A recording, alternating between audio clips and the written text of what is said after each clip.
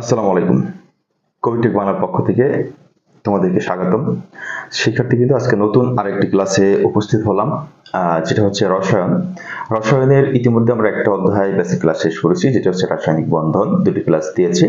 আশা করি দুটি ক্লাস তোমরা সুন্দর করে মনোযোগ সহকারে হাতে কলমে শেষ করেছো।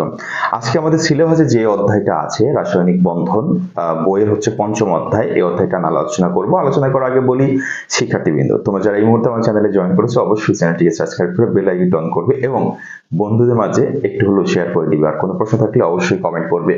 শিক্ষার্থী, আমরা যেভাবে ক্লাস করছি কবিটেক বাংলার পক্ষ থেকে, তোমরা যারা কারিগরি শিক্ষা বোর্ডের অধীনে এসএসসি পরীক্ষা অংশগ্রহণ করতে যাচ্ছ, কারিগরি বা এসএসসি ভোকেশনাল অথবা দাখিল ভোকেশনাল যে শাখায় হয়ে থাকো না কেন, কবিটেক বাংলা যেই স্পেশাল ক্লাসগুলো তোমাদেরকে দিচ্ছে, এই বেসিক ক্লাসগুলো করো। ইনশাআল্লাহ এ প্লাস পাইতে তোমাকে 100% সাহায্য করবে।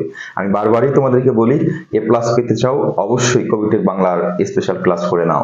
শিক্ষার্থীবৃন্দ, আজকে যে অধ্যায়টা আমরা আলোচনা করব সেটা হচ্ছে রাসায়নিক বন্ধন।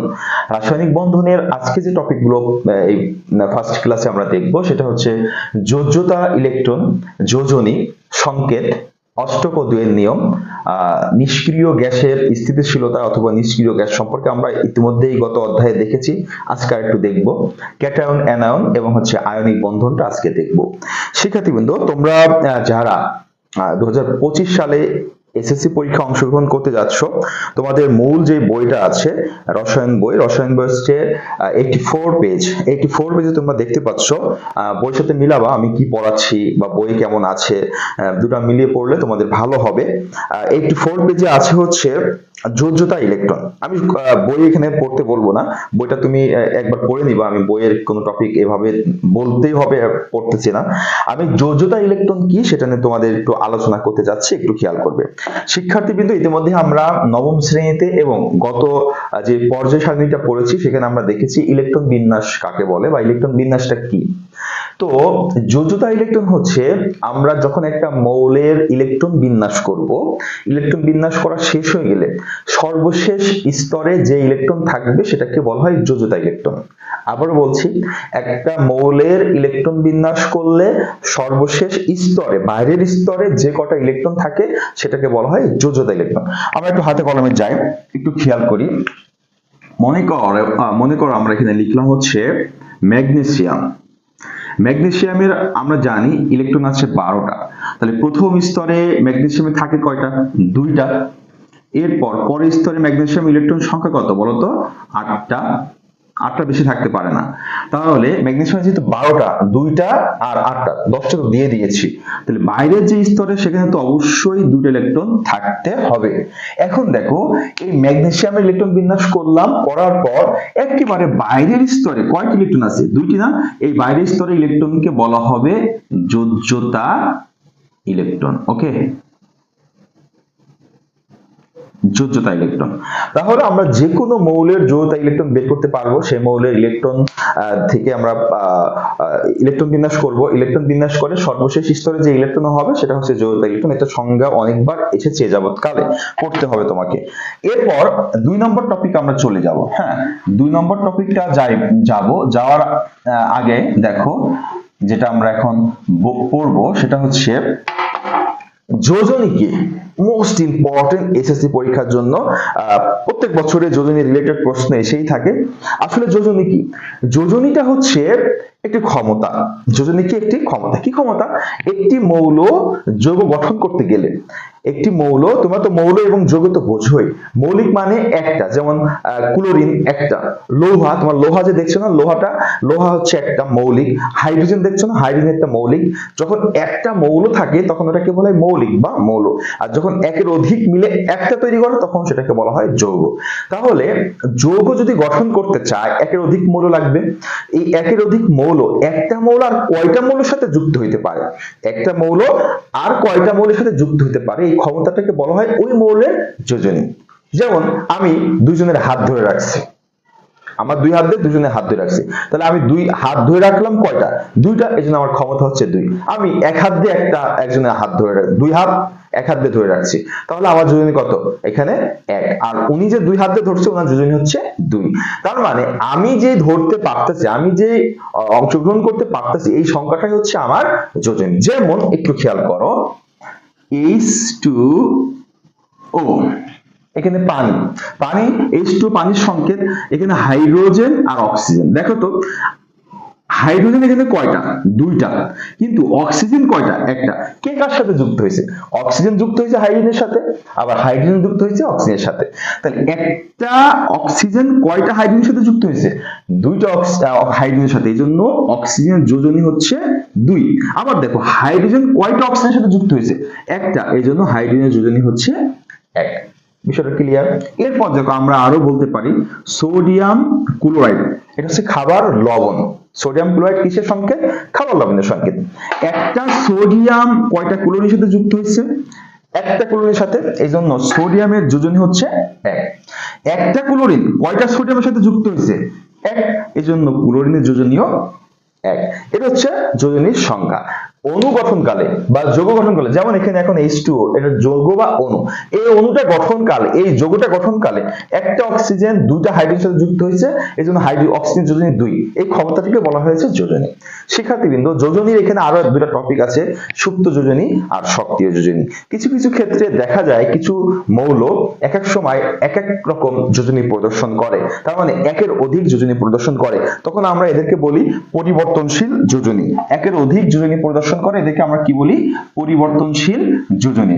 শিক্ষার্থীবৃন্দ, এখন আমরা যেটা দেখব সুপ্ত যোজনী আসলে কি। সুপ্ত যোজনীর সংজ্ঞায় বলা হয়েছে সর্বোচ্চ যোজনী থেকে যদি আমরা সক্রিয় যোজনী বাদ দিই তাহলে সেটাকে বলা হবে সুপ্ত যোজনী। যেমন আমরা তোমাদের যে বইটা আছে, দেখো বইয়ের ইতিমধ্যে আমরা একটা পেজ পড়তে বলেছি, যোজনীর পেজ আছে। হ্যাঁ, আমি দেখাই দিচ্ছি। পেজ নাম্বার তোমার হচ্ছে 86 পেজে দেখো তিনটা আলাদা আলাদা বক্স আছে। এই বক্সের ভিতরে কোন মৌলের যোজনী কত দেওয়া আছে। কিছু কিছু ক্ষেত্রে দেখো কার্বনের যোজনী আছে 2টা, একটা হচ্ছে 2-4, তাহলে এটা পরিবর্তনশীল যোজনী। 2-4 মানে কি সবচেয়ে যোজনী প্রদর্শন করতে পারে কত? 4। এরপর আসো আয়রনের আমরা একটা দেখবো। আয়রন দেখো তোমার আছে 2 আর হচ্ছে 3। আয়রনের যোজনী দেখো ভালো করে একটু খেয়াল করে নাও, 2 এবং 3 উপরে বক্সে আছে, একেবারে ছোট বক্সে 2 এবং 3 আয়রনের যোজনী। তাহলে এখানে আয়রনের সবচেয়ে বেশি যোজনী কত? 3। মাঝে মাঝে সে 2ও ব্যবহার করে, 3ও ব্যবহার করে। এই ক্ষেত্রে দেখো আমরা একটু আলোচনা করি সুপ্ত এবং সক্রিয় যোজনী কি। দেখো আয়রন এটা গঠন করে FeCl2 আবার FeCl3। একটা হচ্ছে আয়রন ফেরিক ক্লোরাইড আর একটা হচ্ছে ফেরাস ক্লোরাইড। তো আয়রন দেখো আয়রনের সবচেয়ে বেশি যোজনী কত? 3। আমরা কিছুক্ষণ আগে দেখলাম, বলতে দেখবা, কিন্তু এই জায়গাটায় আয়রনের যোজনী ব্যবহার হচ্ছে কয়টা? আয়রন কয়টা ক্লোরিনের সাথে যুক্ত হয়েছে? 2টা ক্লোরিনের সাথে যুক্ত হয়েছে, এই জন্য আয়রনের যোজনী ব্যবহার হচ্ছে এখানে 2। যদি সবচেয়ে বেশি যে যোজনীটা সে প্রদর্শন করে সেখান থেকে যেটা এখন ব্যবহার হলো মানে সক্রিয় কাজ করতেছে, সেটা যদি তুমি বিয়োগ করে দাও তাহলে হবে 1। এই একটাকে বলা হয় সুপ্ত যোজনী। ওকে, তার মানে সর্বোচ্চ যোজনী থেকে তুমি যদি সক্রিয় যোজনী বাদ দাও, যেটা পাবা সেটা হচ্ছে সুপ্ত যোজনী। এই যৌগটার ক্ষেত্রে কি দেখো সবচেয়ে বেশি ব্যবহার হয় 3, কিন্তু এখানে ব্যবহার হয়েছে কত? এখানে ব্যবহার হয়েছে 3, তাহলে 3 থেকে 3 বাদ দিলে 0, 0টা হচ্ছে এখানে সুপ্ত যোজনী। ওকে, তাহলে আমরা একটা বিষয় শিখলাম, যোজ্যতা শিখলাম, যোজনী শিখলাম, এখন শিখবো হচ্ছে সংকেত। সংকেত কি? সংকেত শেখার জন্য আমাদের প্রতীক কাকে বলে সেটা আগে জানা উচিত। দেখো প্রতীক আসলে কি, একটা মৌলকে যদি আমরা সম্পূর্ণ মৌল না লিখে জাস্ট একটা সিম্বলের মাধ্যমে প্রকাশ করে দেখাতে চাই তাহলে কেমন হয়? যদি একটা মৌল যদি এরকম হইতো, দেখো hydrogen,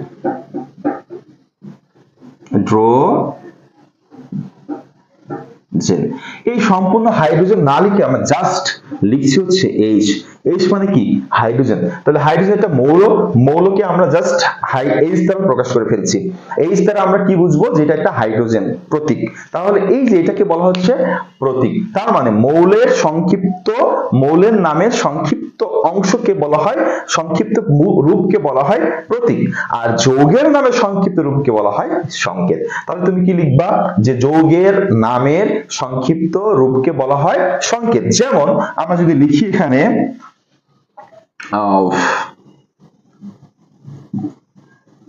calcium chloride, calcium chloride, তাহলে এই সম্পূর্ণ এটা একটা যৌগ। এটা যদি আমরা সংক্ষিপ্ত আকার লিখতে চাই তাহলে কি লিখবো, CCl2। এই যে এটাকে বলা হচ্ছে ক্যালসিয়াম ক্লোরাইডের সংকেত। ওকে, ক্যালসিয়াম ক্লোরাইডের সংকেত। সংকেত আমরা এখানে তোমরা বইতে একবার পড়ে নিলে পারবা, গাঠনিক সংকেত আছে, স্থূল সংকেত আছে, আণবিক সংকেত আছে, এগুলো জাস্ট একবার পড়ে নিলে তুমি পারবা ইনশাআল্লাহ। এরপর আমি চলে যাব সবচেয়ে ইম্পর্টেন্ট একটা বিষয়, সেটা হচ্ছে অষ্টক এবং দুইয়ের নিয়ম। এটা তোমাকে অবশ্যই খুব ভালোভাবে শিখতে হবে। অষ্টক এবং দুইয়ের নিয়ম কি, খেয়াল করি আমরা এই অংশ, এই টপিক থেকে প্রশ্ন প্রায় প্রত্যেক বছরই আসে। অষ্টক এবং দুইয়ের নিয়ম কি শিক্ষার্থীবৃন্দ,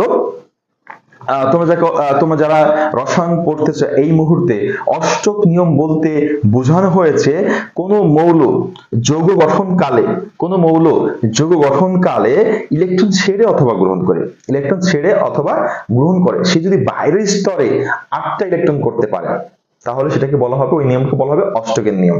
কি বলা হচ্ছে, কোন মৌল যৌগ গঠন কালে ইলেকট্রন ছেড়ে অথবা গ্রহণ করে, তার প্রয়োজন যখন, ছাড়ার প্রয়োজন হলে ছাড়বে, গ্রহণ করার প্রয়োজন হলে গ্রহণ করবে, করে সে কি করবে, 8টা তৈরি করবে। এই যে নিয়মটা, এই নিয়মটাকে বলা হয়েছে অষ্টকের নিয়ম। আর দুইয়ের নিয়ম কি, ইলেকট্রন ছেড়ে গ্রহণ করে যদি জোড়া ইলেকট্রন করে বাইরের স্তরে, সে কয়টা জোড়ায় জোড়া ইলেকট্রন করবে, 4 জোড়া থাকতে পারে, 2 জোড়া থাকতে পারে, 1 জোড়া থাকতে পারে, 3 জোড়া থাকতে পারে। তার মানে অষ্টক এবং দুইয়ের দুটা নিয়ম। অষ্টকের নিয়ম হচ্ছে ইলেকট্রন ছেড়ে অথবা গ্রহণ করে বাইরের স্তরে 8টা করবে, এটা এই জন্য নাম হয়েছে অষ্টক। আর দুইয়ের নিয়ম মানে কি, 2 1 জোড়া, তার মানে ইলেকট্রন ছেড়ে গ্রহণ করে যদি সে বাইরের স্তরে জোড়া ইলেকট্রন করে সেটাকে বলা হবে দুইয়ের নিয়ম। একটা উদাহরণ দিলে আমরা বুঝতে পারবো, একটু খেয়াল করি। অ্যালুমিনিয়াম, অ্যালুমিনিয়াম মানে হচ্ছে 13, ইলেকট্রন বিন্যাস করলে আমরা প্রথম স্তর 2টা দিব, পরের স্তরে দিব হচ্ছে 8টা, পরের স্তরে দিব হচ্ছে 3টা, যেহেতু 13টা। এই অ্যালুমিনিয়াম দেখো, তার বাইরের স্তরে যদি 8টা করতে হয়, এখনো 5টা ইলেকট্রন দরকার, যেহেতু 3টা আছে, অথবা বাইরের স্তর যদি 8টা করতে চায়, তাহলে সেই স্তর থেকে 3টা ইলেকট্রন কি করবে, ছেড়ে দিবে। ছেড়ে দিলে এখন তার বাইরে কটা হয়ে গেল, দেখো তো, বাইরে কিন্তু 8টা হয়ে গেল। তার মানে অ্যালুমিনিয়াম কি করলো, অ্যালুমিনিয়াম 3টা ইলেকট্রন ছেড়ে দিল, দিয়ে হলো অ্যালুমিনিয়াম 3+। এই যে 3+ হলো, এই নিয়মটাকে বলা হচ্ছে অষ্টকের নিয়ম। ওকে, আবার দেখো এটা কিন্তু দুইয়ের নিয়মও পড়ে, কারণ বাইরের স্তরে 1 জোড়া, 2 জোড়া, 3 জোড়া, 4 জোড়া আছে। এটা অষ্টক এবং দুইয়ের নিয়ম একসাথে মিলছে। কিন্তু আমরা আলাদাভাবে ক্লোরিনের কথা একটা চিন্তা করে দেখো। ক্লোরিন, ক্লোরিন হচ্ছে 17, প্রথম স্তর 2, পরের স্তরে হচ্ছে 8, তাহলে পরের স্তরে করা বলো তো 7টা, কারণ 17টা, 7টা। এখন দেখো ক্লোরিনের বাইরের স্তরে 8টা করতে 1টা ইলেকট্রন দরকার হয়, অথবা 7টা ছাড়তে হবে। তাহলে 7টা ছাড়ার থেকে একটা গ্রহণ করাই মানে সহজ। এই জন্য সে কি করে, বাইরে থেকে যার কাছ থেকে সম্ভব 1টা ইলেকট্রন নেয়, নিয়ে 8টা তৈরি করছে। তাহলে এই জায়গায় অ্যালুমিনিয়াম ছেড়ে 8টা করছে, আর এখানে ক্লোরিন 1 ইলেকট্রন যোগ করছে, মানে গ্রহণ করছে, করলে মাইনাস হয়। তাহলে ইলেকট্রন ছেড়ে দিলে কি হলো, প্লাস হলো, ইলেকট্রন গ্রহণ করলে কি হলো, মাইনাস হলো। ছেড়ে দিয়ে সে বাইরের স্তরে 8টা পূরণ করছে, অষ্টকের নিয়ম অথবা দুইয়ের নিয়ম বলতে পারি। আবার ক্লোরিন গ্রহণ করে বাইরের স্তরে 8টা করছে, এটাও অষ্টকের নিয়ম। এই জন্য আমি বলেছিলাম ইলেকট্রন ছেড়ে অথবা গ্রহণ করে। ওকে, এরপর আমরা দুইয়ের নিয়ম যদি একটা দেখি, খেয়াল করো, মনে করো এখানে আছে আমাদের লিথিয়াম 3, প্রথম স্তরে 2টা, পরের স্তরে 1টা। এই জায়গাটায় লিথিয়াম দেখো বাইরের স্তরে কি আছে, 1 ইলেকট্রন আছে, সে 1 ইলেকট্রন ত্যাগ করে দেয়। 1 ইলেকট্রন ত্যাগ করলে হচ্ছে লিথিয়াম একটা মাইনাস করে দেয়, দিয়ে হয় লিথিয়াম প্লাস, তাহলে তার বাইরের স্তরে থাকবে কয়টা, দুইটা ইলেকট্রন। এই যে এক জোড়া ইলেকট্রন থাকলো, এই জন্য এটাকে বলা হয়েছে দুইয়ের নিয়ম। আবার হাইড্রোজেন বাইরের স্তরে আছে কয়টা, একটা। সে যদি বাইরে থেকে আরেকটা নেয়, তাহলে তার বাইরের স্তরে কয়টা ইলেকট্রন হয়ে গেল, দুটো হয়ে গেল। এটাও কিন্তু দুইয়ের নিয়ম। বেরিলিয়াম দুইটা ত্যাগ করে, তার দুইয়ের নিয়ম হয়। অথবা এগুলো আমরা দুইয়ের নিয়ম এবং 8 নিয়ম একসাথে মেনে চলেছে, এটাও আমরা বলতে পারি। তাহলে অষ্টক এবং দুইয়ের নিয়ম আমরা খুব ভালোভাবেই শিখতে পারলাম শিক্ষার্থীবৃন্দ। তাহলে এরপরে আমরা যেটা চলে যাব, নিষ্ক্রিয় গ্যাস। প্রশ্ন এখান থেকে একটা প্রশ্ন আসে যে নিষ্ক্রিয় গ্যাসের স্থিতিশীলতার কারণ ব্যাখ্যা করো। তার মানে আমরা একটা প্রশ্ন থেকেই বুঝতে পারছি যে নিষ্ক্রিয় গ্যাস আসলেই স্থিতিশীল। নিষ্ক্রিয় গ্যাস আসলেই স্থিতিশীল। কি বলছে প্রশ্ন, বলে নিষ্ক্রিয় গ্যাসের স্থিতিশীলতা ব্যাখ্যা করো। নিষ্ক্রিয় গ্যাসগুলো স্থিতিশীল কেন, এটা প্রশ্ন হচ্ছে। এই নিষ্ক্রিয় গ্যাসগুলো স্থিতিশীল কেন? শিক্ষার্থীবৃন্দ, নিষ্ক্রিয় গ্যাস আসলে স্থিতিশীল, কারণ আমরা গত একটা ক্লাসে দেখেছিলাম পর্যায় সারণীতে 18 নম্বর গ্রুপে যে মৌলগুলো আছে, শুধু হিলিয়াম বাদ দিয়ে বাকি সবকটা মৌলের বাইরের স্তরে 8টা ইলেকট্রন আছে। আর এই বাইরের স্তরে 8টা ইলেকট্রন থাকার কারণে এই মৌলগুলা কোনো বাইরের থেকে ইলেকট্রন গ্রহণ করতেও চায় না, আবার ইলেকট্রন ছাড়তেও চায় না। যার কারণে এরা রাসায়নিকভাবে এবং ভৌতভাবে এরা নিষ্ক্রিয়। যেহেতু সে ইলেকট্রন ছাড়তে এবং গ্রহণ করতে চায় না, তার মানে সে বিক্রিয়ায় জড়াতে চায় না, সে স্থিতিশীল অবস্থায় থাকতে চায়, মানে রয়েছে এখানে থাকতে চায়, সে এক কথায় স্থিতিশীল আছে। তার মানে নিষ্ক্রিয় বলতে আমরা বুঝবো যে সকল মৌলের বাইরের স্তরে যে কটা ইলেকট্রন থাকা উচিত ঠিক সে কটা ইলেকট্রন যদি থাকে তারা নিষ্ক্রিয়। 18 নম্বর গ্রুপে যে কটা মৌল আছে গত আমরা ক্লাসে দেখছিলাম, ওই মৌলগুলো সবই নিষ্ক্রিয়। তাহলে নিষ্ক্রিয়তার মূল কারণ কি? কারণ হচ্ছে বাইরের স্তরটা ইলেকট্রন দ্বারা পূর্ণ আছে, যার বিধায় সেই ইলেকট্রন ছাড়তেও চায় না, গ্রহণ করতে চায় না। এটা হচ্ছে মূল কারণ। ওকে, এরপর আমরা চলে আসি cation anion. Already cation anion আমাদের কিন্তু প্র্যাকটিস হয়ে গেছে, আমরা বুঝি নাই। আমি কিছুক্ষণ আগে বলতে চেয়েছিলাম ক্যাটায়ন কি। ক্যাটায়ন মানে হচ্ছে ধনাত্মক চার্জ, আর অ্যানায়ন মানে হচ্ছে ঋণাত্মক চার্জ। তাহলে ক্যাটায়ন আর অ্যানায়নটা আমি এখন বুঝাই যে ক্যাটায়ন মানে হচ্ছে ধনাত্মক চার্জ। ক্যাটায়ন মানে কি? ধনাত্মক চার্জ বা প্লাস চার্জ। আসলে প্লাস চার্জ কি এবং নরমাল কি? চার্জ মানে হচ্ছে একটা অবস্থা, সে স্বাভাবিক অবস্থায় নাই, তার যে কটা ইলেকট্রন থাকা উচিত সেই ইলেকট্রন কম অথবা বেশি আছে। স্বাভাবিক অবস্থায় একটু খেয়াল করো, স্বাভাবিক অবস্থায় সোডিয়ামের ইলেকট্রন থাকে কয়টা? ইলেকট্রন থাকে হচ্ছে 11টা। আচ্ছা, প্রোটন থাকে হচ্ছে প্লাস 11টা, আর ইলেকট্রন থাকে হচ্ছে মাইনাস 11টা। কেন প্লাস মাইনাস দিলাম? নিশ্চয়ই তোমরা বুঝতে পারছো, 9 এ পড়েছিলে যে প্রোটনের চার্জ হচ্ছে ধনাত্মক আর ইলেকট্রনের চার্জ হচ্ছে ঋণাত্মক। তো সোডিয়ামের প্রোটন 11টা, ইলেকট্রন 11টা, কারণ স্বাভাবিক অবস্থায় যে কোনো মৌলের যে কটা প্রোটন থাকে ঠিক সে কটা ইলেকট্রন থাকে। তাহলে এখন যেহেতু সোডিয়াম স্বাভাবিক অবস্থায় আছে এটা, কিন্তু আমরা নরমালি দেখি সোডিয়াম ইলেকট্রন বিন্যাস যখন করি তখন বাইরের স্তরে কয়টা ইলেকট্রন থাকে বলো তো? একটা ইলেকট্রন থাকে না? আর এখানে আর দুটো স্তর থাকে, এখানে থাকে 8টা ইলেকট্রন আর এখানে থাকে একটা আর দুইটা। তাহলে বাইরের স্তরে আর কয়টা ইলেকট্রন? সে যদি নিষ্ক্রিয় গ্যাসের মতো হইতে চায়, এর ইলেকট্রন কয়টা? 11টা। তাহলে নিষ্ক্রিয় গ্যাস আছে আশেপাশে কত? 10। নিয়ন, নিয়নের বাইরের স্তর ইলেকট্রন কয়টা? একটু খেয়াল যদি করো, নিয়নের বাইরের স্তর ইলেকট্রন আছে হচ্ছে 8টা।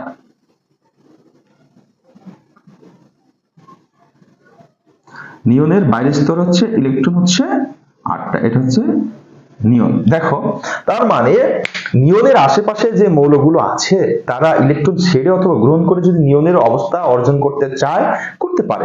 এই ক্ষেত্রে সোডিয়াম চায় নিয়নের মতো হইতে, কারণ এই স্থিতিশীল, সবাই তো স্থিতিশীল থাকতে চায়, এটা ভালো অবস্থায় থাকতে চায় না।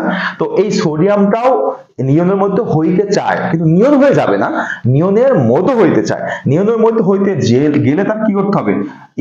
এখানে এই ইলেকট্রনটা ছেড়ে দিতে হবে। এখন দেখো সেম, বাইরে 8টা, বাইরে 8টা, মাঝখানে 2টা। তাহলে এই সোডিয়াম কি করলো? ইলেকট্রন ছেড়ে দিল না, তাহলে কি তার 11টা ইলেকট্রন আছে? না। কিন্তু এখন তার তাহলে কয়টা ইলেকট্রন আছে? 10টা ইলেকট্রন আছে না? এখন দেখো তো এখানে প্রোটন বেশি আছে না ইলেকট্রন বেশি আছে? সবাই দেখো, প্রোটন আছে প্লাস 11টা আর ইলেকট্রন আছে মাইনাস 10টা। তাহলে বেশি সংখ্যা আছে কার? প্রোটনের। কয়টা বেশি আছে? একটা বেশি। তাহলে প্রোটন যেহেতু প্লাস, এই জন্য তাকে একটা প্লাস দিতে হবে। কিভাবে? সোডিয়াম কি করছে? এখান থেকে সোডিয়াম একটা ইলেকট্রন ত্যাগ করে দিছে, হয়েছে সোডিয়াম প্লাস।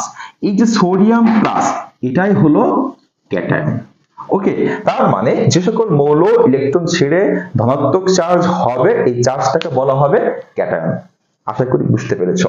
এরপর অ্যানায়ন একই রকম, এটা ছেড়ে প্লাস হয়েছিল আর অ্যানায়নটা গ্রহণ করে মাইনাস হবে। সে গ্রহণ করবে কিসের অপেক্ষায়? নিষ্ক্রিয় গ্যাসের মতো আচরণ করার জন্য। যেমন দেখো কিছুক্ষণ আগে, আচ্ছা আমরা একটা অক্সিজেন দেখি। হ্যাঁ, অক্সিজেন হচ্ছে 8, কত 8। তুমি ইলেকট্রন বিন্যাস করলে দেখবা প্রথম স্তরে 2টা, পরের স্তরে আছে 6টা। তাহলে তার বাইরের স্তরে 8টা, এখানে বাইরের স্তরে কি 8টা আছে, তাহলে বাইরের স্তরে 8টা করতে তার 2টা ইলেকট্রন দরকার। এজন্য সে কি করে, বাইরে থেকে 2টা ইলেকট্রন গ্রহণ করে। তাহলে গ্রহণ করলে এমনিতে নরমালি অক্সিজেনে কি ছিল, প্রোটন ছিল +8 আর ইলেকট্রন ছিল -8। সে গ্রহণ করছে কি 2টা ইলেকট্রন, তাহলে ইলেকট্রন বেশি হয়ে গেল কয়টা, এখন 10টা হয়ে গেল। তাহলে কয়টা ইলেকট্রন বেশি হয়েছে, 2টা মাইনাস বেশি হয়েছে। এজন্য অক্সিজেন কি করে, 2টা ইলেকট্রন গ্রহণ করে, করে হয় অক্সিজেন 2-। এই যে মাইনাস হলো, এই মাইনাসটা হচ্ছে অ্যানায়ন। ওকে, আশা করি বুঝতে পেরেছো। তাহলে ক্যাটায়ন মানে ধনাত্মক চার্জ, অ্যানায়ন মানে ঋণাত্মক চার্জ। ইলেকট্রন ছেড়ে দিলে ধনাত্মক হয়, ইলেকট্রন গ্রহণ করলে ঋণাত্মক হয়। তার মানে ছেড়ে দিয়ে ক্যাটায়ন, গ্রহণ করে অ্যানায়ন। এখন আসো, এই যে একজন ইলেকট্রন ছাড়লো আর একজন ইলেকট্রন গ্রহণ করলো, একজন যে ছাড়লো আর একজন তো গ্রহণ করতে হবে। তুমি একজনকে কিছু টাকা দান করবা আর তাকে তো নিতে হবে। তুমি দোকানে গেলা, কিছু জিনিস টাকা দিবা, তাকে তো দিতে হবে। তার মানে কেউ যদি ইলেকট্রন ছাড়তে চায়, কেউ যদি ইলেকট্রন গ্রহণ করতে চায়, ছাড়তে চাইলে গ্রহণ করার একজন থাকতে হবে, গ্রহণ করতে চাইলে ছাড়ার একজন থাকতে হবে। তাহলে একজন ছাড়লো, একজন গ্রহণ করলো, তাদের মধ্যে কি একটা সম্পর্ক হলো না? এই সম্পর্কটাই হচ্ছে রাসায়নিক বন্ধন। আমরা যে অধ্যায়টা আজকে পড়তেছি মূল কথাটাই হচ্ছে এটা। ইলেকট্রন ছেড়ে একজন ছাড়লো, একজন গ্রহণ করলো, এই গ্রহণ এবং ছাড়লো অথবা শেয়ার করলো। আমরা যখন ব্যবসায় শেয়ারের টাকা দিই তখন কিন্তু তাদের মধ্যে একটা সম্পর্ক তৈরি হয়। তার মানে এই যে ছেড়ে গ্রহণ করে অথবা শেয়ার করে তারা যে একটা সম্পর্ক করলো, এই সম্পর্কের নাম হচ্ছে বন্ধন, রাসায়নিক বন্ধন। রাসায়নিক বন্ধন আমাদের বইতে টোটাল প্রধানত 3টা আলোচনা করেছে, সেটা হচ্ছে আয়নিক বন্ধন, সমযোজী বন্ধন, ধাতব বন্ধন। আয়নিক বন্ধন, সমযোজী বন্ধন, ধাতব বন্ধন। আজকে আমরা আয়নিক বন্ধনটা দেখব, যে আয়নিক বন্ধনটা সাধারণত হয়ে থাকে ক্যাটায়ন এবং অ্যানায়নের মধ্যে। শিক্ষার্থী, একটি বিষয় আমি তোমাদের আলোচনা করছি, এই জায়গা থেকেই দেখাই দিচ্ছি।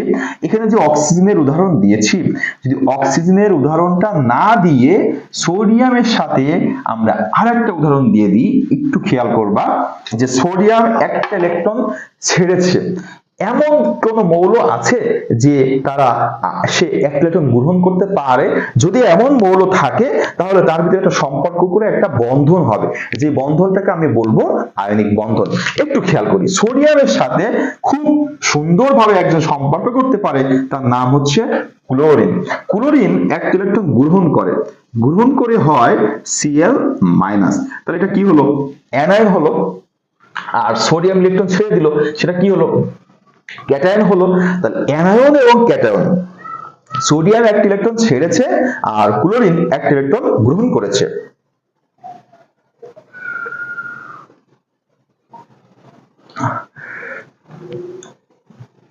সরি, একটু খেয়াল করি, সোডিয়াম এক ইলেকট্রন ছেড়েছে বলে ক্যাটায়ন আর ক্লোরিন এক ইলেকট্রন গ্রহণ করেছে বলে অ্যানায়ন। তাহলে এই যে ইলেকট্রন ছেড়ে দিল আর গ্রহণ করলো, তাদের ভিতরে সম্পর্ক হলো না?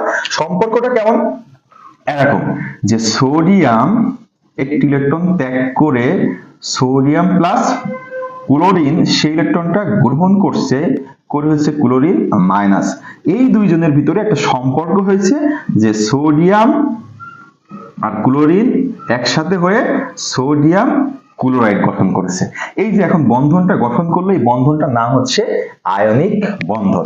তাহলে আয়নিক বন্ধন আমরা কিভাবে সংজ্ঞা দিতে পারি, যে ইলেকট্রন ছেড়ে ক্যাটায়ন, ইলেকট্রন ছেড়ে ক্যাটায়ন আর ইলেকট্রন গ্রহণ করে অ্যানায়ন সৃষ্টির মাধ্যমে যে বন্ধনটা হয় সেই বন্ধনকে বলে আয়নিক বন্ধন। আবার বলছি, ইলেকট্রন ছেড়ে ক্যাটায়ন, ইলেকট্রন গ্রহণ করে অ্যানায়ন, সৃষ্টির মাধ্যমে যে বন্ধন সৃষ্টি হয় সেটাকে বলে আয়নিক বন্ধন। কারণ বন্ধন না হলে তুমি তো প্লাস করতে পারছো না, ক্যাটায়ন করতে পারছো না, বন্ধন না হলে তো মাইনাস করতে পারছো না, অ্যানায়ন করতে পারছো না।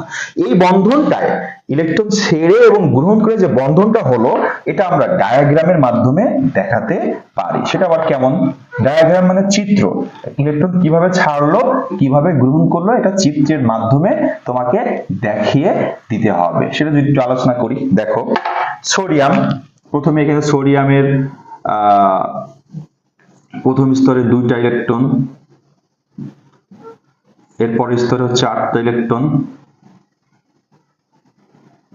এরপরের স্তরে 1 ইলেকট্রন। এরপরে ক্লোরিন, প্রথম স্তরে 2টা ইলেকট্রন, পরের স্তরে হচ্ছে 8টি ইলেকট্রন, পরের স্তরে হচ্ছে 7টি ইলেকট্রন, তাই না? নেই।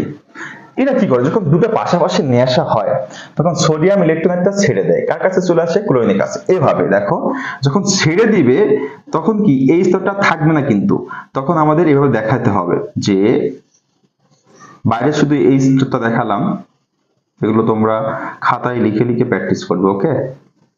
হ্যাঁ, আর এখানে হচ্ছে ক্লোরিন।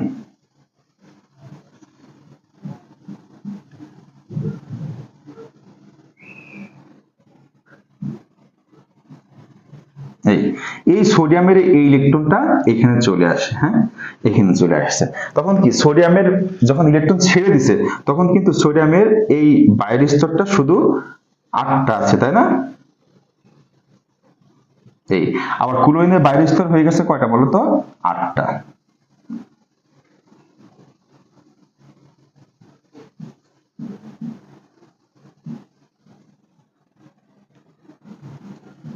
তাই না? তাহলে এই যেহেতু একটা ইলেকট্রন ছাড়ছে, এটা হবে একটা প্লাস, আর ক্লোরিন একটা ইলেকট্রন গ্রহণ করছে, হবে ক্লোরিন মাইনাস। এই চিত্রটা অঙ্কন করতে হবে যখন তোমার প্রশ্ন আসবে যে কোন ধরনের বন্ধন হয়েছে অথবা ক্যাটায়ন আয়নিক বন্ধন হয়েছে কিনা ব্যাখ্যা করো, তখন তোমার কিন্তু এরকম চিত্র এঁকে ব্যাখ্যা করার পরে আগে যেটা দেখালাম যে ইলেকট্রন ছাড়লে প্লাস, গ্রহণ করলে মাইনাস করে একটা ডায়াগ্রাম, হ্যাঁ, এটা ডায়াগ্রাম, আর এটা হচ্ছে মূল বন্ধন ক্রিয়া, হ্যাঁ, এভাবে দেখিয়ে তোমাকে আয়নিক বন্ধন ব্যাখ্যা করতে হবে। শিক্ষার্থীবৃন্দ, তাহলে আজকে আমরা রাসায়নিক বন্ধনের ফার্স্ট ক্লাসে কি কি টপিক শিখলাম আরেকবার একটু আলোচনা করি। আমরা শিখলাম যোজ্যতা ইলেকট্রন, যোজনী, সংকেত, নিষ্ক্রিয় গ্যাসের স্থিতিশীলতা, এছাড়া অষ্টক 2 এর নিয়ম মোস্ট ইম্পর্টেন্ট। এখান থেকে আমরা যেটা মোস্ট ইম্পর্টেন্ট সেটা স্টার দিয়ে রাখি, মোস্ট ইম্পর্টেন্ট এটা। আর এটা তো মানে শিখতেই হবে, এটা 100 স্টার দিলেও কোনো সমস্যা নাই। আর ক্যাটায়ন অ্যানায়নটাও শিখতে হবে। শিক্ষার্থী কিন্তু এগুলো মোস্ট ইম্পর্টেন্ট, প্রত্যেক টপিকে ইম্পর্টেন্ট, কারণ এখানে বেসিক যে জিনিসগুলো শেখালাম এগুলো তোমার শিখতে হবে। না শিখলে তুমি প্রশ্ন আসলে লিখতে পারবে না, কারণ হুবহুই বিগত সালের প্রশ্নগুলো এখন আর আসে না, বেসিক থেকেই প্রশ্ন চলে আসে। শিক্ষার্থী, আজকে এই পর্যন্তই। সবাই ভালো থাকবে, সুস্থ থাকবে, কবিটি আমার সাথে থাকবে। যদি ভালো লেগে থাকে অবশ্যই একটি লাইক করবে এবং বন্ধুদের মাঝে, তোমাদের অনুরোধ, বন্ধুদের মাঝে শেয়ার করে দিবে। কারণ পড়াশোনাটা অনলাইনটা আসলে শেয়ারিং এর একটা বিষয়। তুমি যত শেয়ার করবে বন্ধু বান্ধব, তোমার বন্ধু বান্ধব দেখতে পারবে, দেখে তারাও কিছু শিখতে পারলো। আর স্পেশাল যে কোর্সটা তোমরা নিয়েছো, এই কোর্সটা অবশ্যই কারোর সাথে শেয়ার করবে না, মানে এই কোর্সটা শেয়ার করবে না, ক্লাসগুলো তোমরা শেয়ার করতে পারো, ইউটিউবে যে ক্লাসগুলো তোমরা দেখো, কিন্তু কোর্সগুলো কাউকে শেয়ার করবা না। শেয়ার করলে এটা আইন বিরোধী, আল্লাহ তাআলা কিন্তু এটা সহ্য করবেন না, কারণ এটা আমি অনেক কষ্ট করে জাস্ট তোমরা যারা নিচ্ছ তোমাদের জন্যই আমি জাস্ট মেক করতেছি। শিক্ষার্থীবৃন্দ, আজকে পর্যন্তই। সবাই ভালো থাকবে, সুস্থ থাকবে, কবিতা বাংলার সাথেই থাকবে।